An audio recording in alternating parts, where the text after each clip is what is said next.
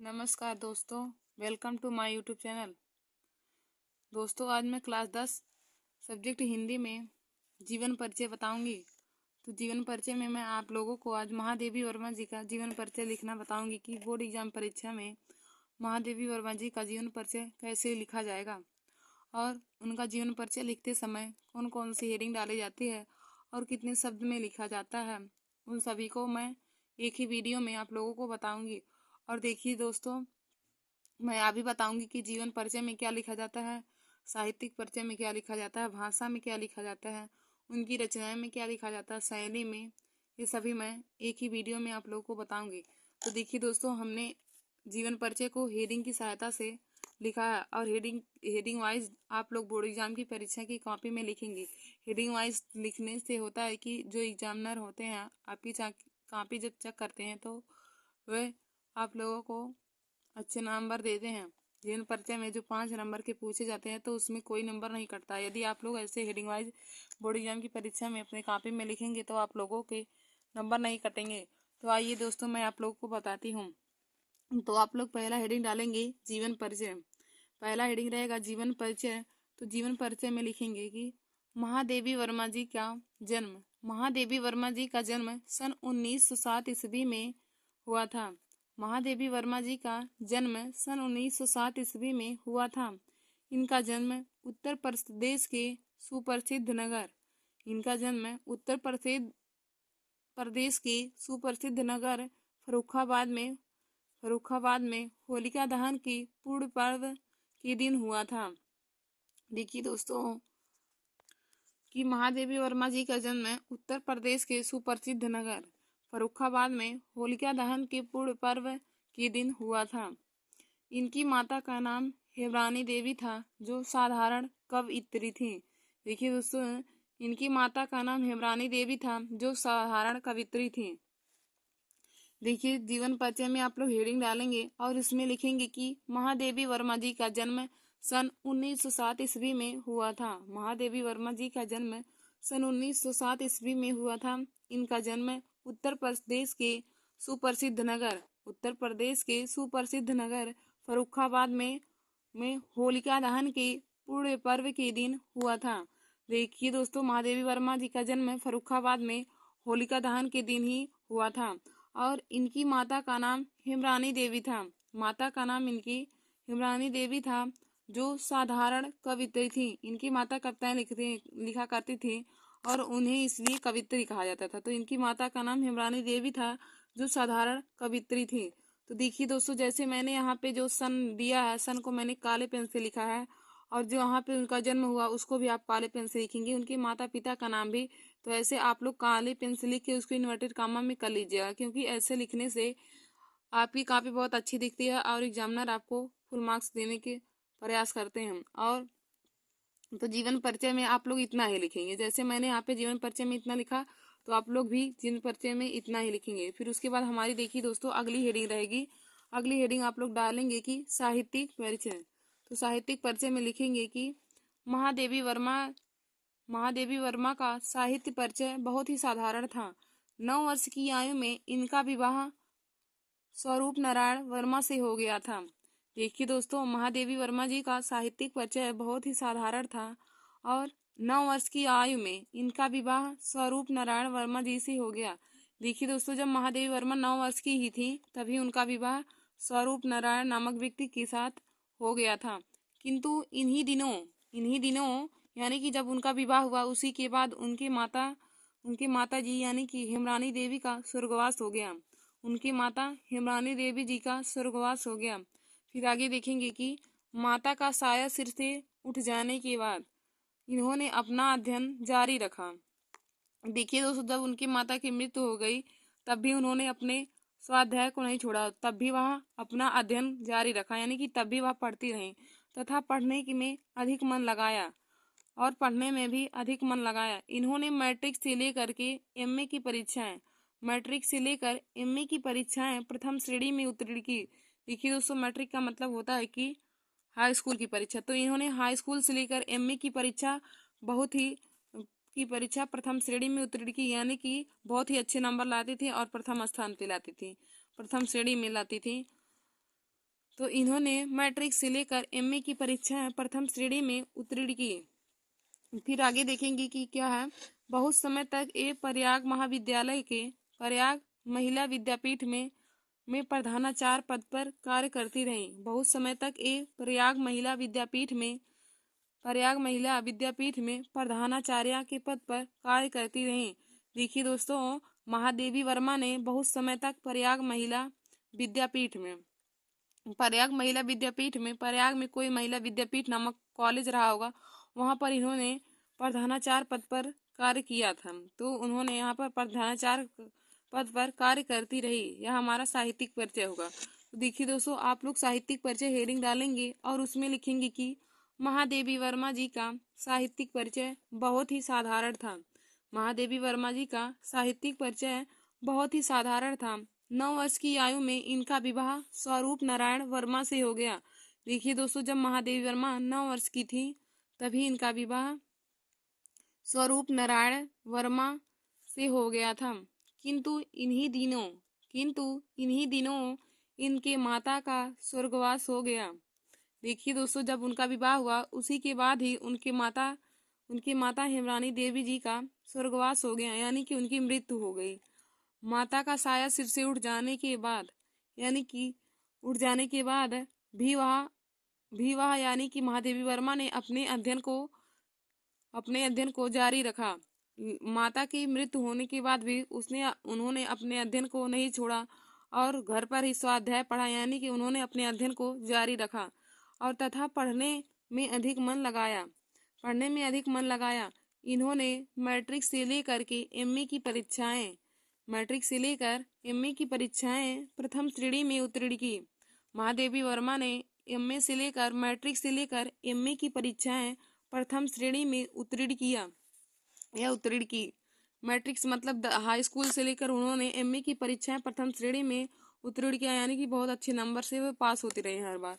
फिर हमारा आगे क्या हो जाएगा कि बहुत समय तक ये प्रयाग महिला विद्यापीठ में प्रधानाचार्य पद पर कार्य करती रही।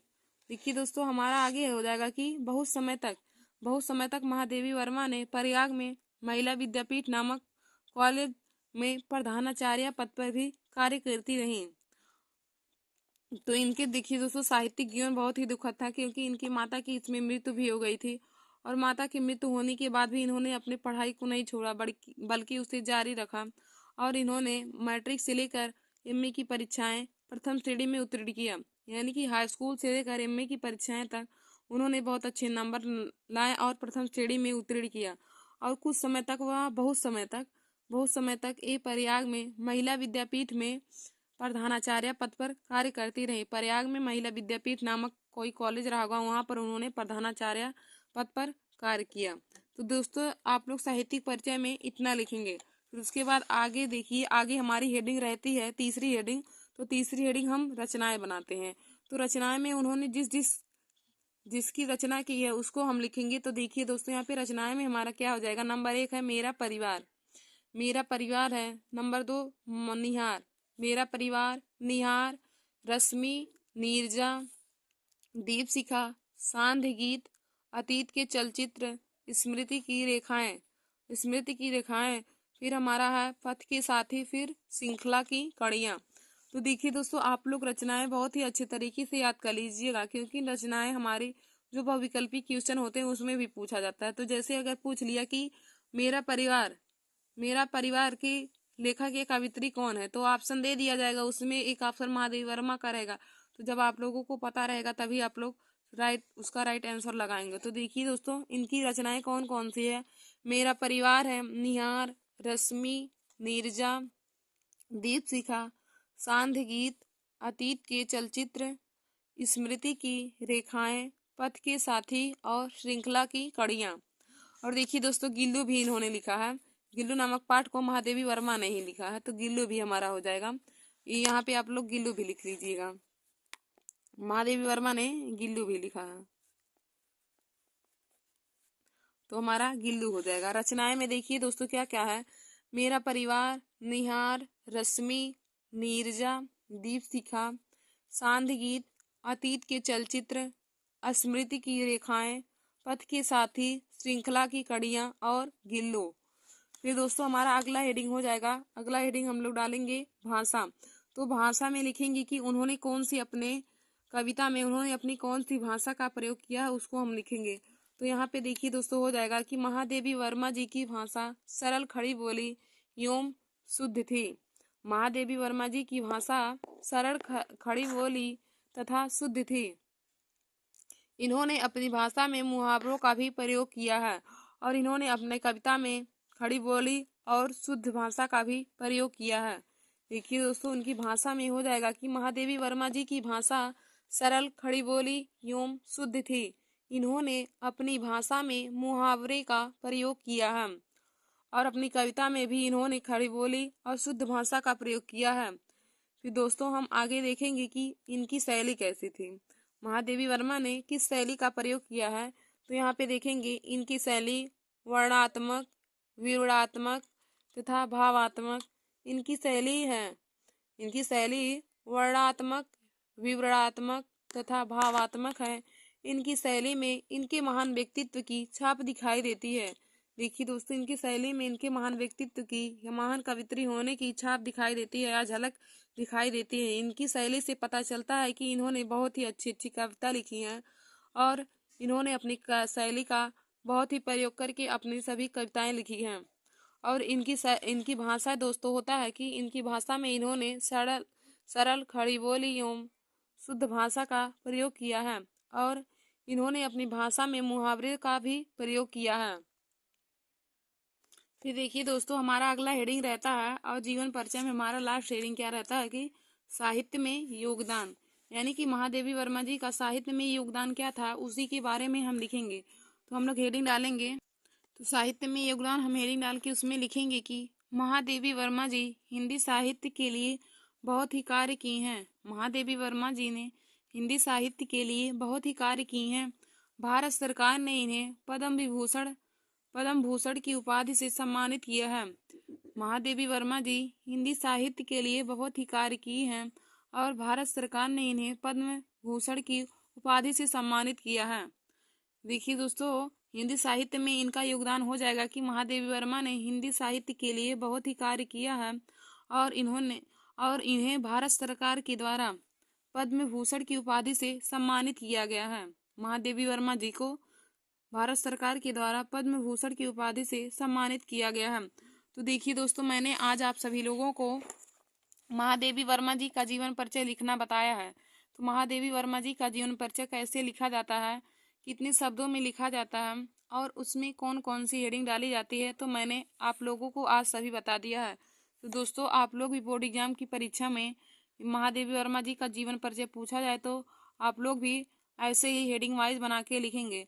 और जो मैंने यहाँ पे काले पेन और इन्वर्टेड कामा में किया है तो आप लोग भी उसको काले पेन और इन्वर्टेड कामा में कर लीजिएगा, क्योंकि ऐसे लिखने से आपको एग्जामिनर अच्छे नंबर देते हैं बोर्ड एग्जाम परीक्षा की कापी में। तो देखिए दोस्तों आप लोग जैसे सन आ जाए तो सन को भी आप इन्वर्टेड कामा में और काले पेन से लिख लेंगे और उनका जन्म कहाँ हुआ था उसको भी आप काले पेन से और उसको इन्वर्टेड कामा में कर लेंगे। उनकी माता का नाम आ जाए, पिता का नाम आ जाए तो उन सबको आप लोग इन्वर्टेड कामा में कर कर ही लिखिएगा। तो देखिए दोस्तों महादेवी वर्मा जी की जीवन परिचय में कौन कौन सी हेडिंग रहती है। तो जीवन परिचय लिखते समय देखिए दोस्तों हम लोग पहली हेडिंग डालते हैं जीवन परिचय। तो जीवन परिचय में हो जाएगा उनके जीवन के बारे में, उनके जन्म के बारे में और उनका जन्म कहाँ पे हुआ था और उनकी माता का नाम माता का नाम क्या था और उनकी मृत्यु होता है। और फिर साहित्यिक परिचय में लिखेंगे, तो साहित्यिक परिचय में उन्होंने जो साहित्य में लिखा है या फिर किया है साहित्यिक परिचय में वही हो जाएगा। तो देखिए दोस्तों उनका साहित्यिक परिचय बहुत ही साधारण था। फिर उसके बाद हम आ जाते हैं, हमारी अगली हेडिंग रहती है कि रचनाएं।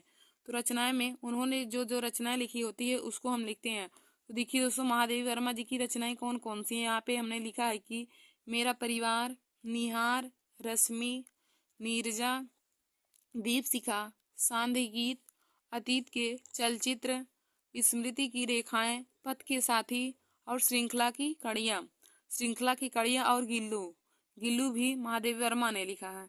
फिर उसके बाद देखिए दोस्तों हमारी अगली हेडिंग रहती है भाषा। तो भाषा में उन्होंने जो अपनी कविता में उन्होंने जिस भाषा का यूज किया हम उसको लिखेंगे। फिर उसके बाद हमारी अगली हेडिंग रहती है शैली।